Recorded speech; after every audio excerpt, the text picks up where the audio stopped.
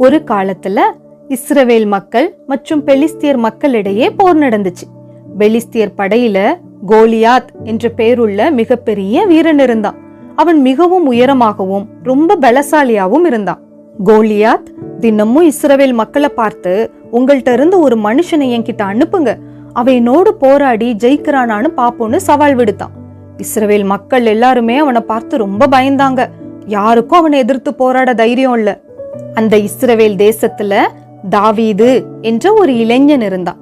அவன் ஒரு மேய்ப்பன், ஆடுகளை மேய்த்து கொண்டிருந்தான். அவன் தனது அப்பாவோட கட்டளையின்படி தனது அண்ணன்களுக்கு சாப்பாடு கொடுக்கிறதற்காக போர்க்களத்திற்கு வந்தான். அப்ப அவன் கோலியாத் சவால் விடுப்பதை கேட்டான். எல்லாரும் பயந்திருப்பதை பார்த்து தாவீது ஆச்சரியப்பட்டான். தாவீது சொன்னா, நான் அவனை எதிர்த்து போராடுவேன், ஏன்னா ஆண்டவர் என்னோடு இருக்கிறாரு அப்படின்னா. தாவீது இப்படி சொன்னதும் மக்கள் ரொம்ப சந்தோஷமானாங்க. உடனே அவனை ராஜாவான சவுலிடம் அழைச்சிட்டு போனாங்க. சவுல் தாவீதுக்கு தனது கவசத்தை அணிய சொன்னான். ஆனா தாவீதுக்கு அது ரொம்ப கடினமா இருந்துச்சு. ஏன்னா அவன் ரொம்ப சின்னதா இருந்தான். அதனால அவன் அதை அணியல. அதற்கு பதிலா தாவீது ஒரு கவனையும் 5 கூழாங்கற்களையும் எடுத்துக்கொண்டான். தாவீது கோலியாத்தை நோக்கி வேகமா போனான். கோலியாத் அவனை பார்த்ததும் சிரிச்சான். இவன் ஒரு சின்ன பையன்தான், இவனையா என்கிட்ட போராட அனுப்பி இருக்கிறீங்க அப்படின்னு தாவீத அவமதித்தான்.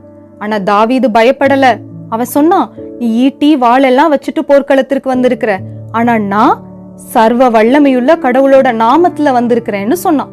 உடனே தாவீது தனது கவன்ல ஒரு கல்லை வச்சு அதை வேகமா எரிஞ்சான்.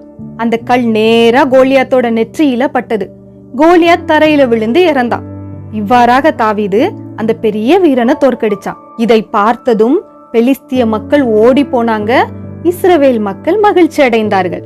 இந்த கதையிலிருந்து நீங்க கற்றுக்கொள்ள வேண்டியது, ஆண்டவரை நம்பினா பயம் இல்லாம எந்த பெரிய சவாலையும் ஜெயிக்க முடியும். சிறியவர்களாகிய நீங்களும் பெரிய காரியங்களை செய்ய முடியும்.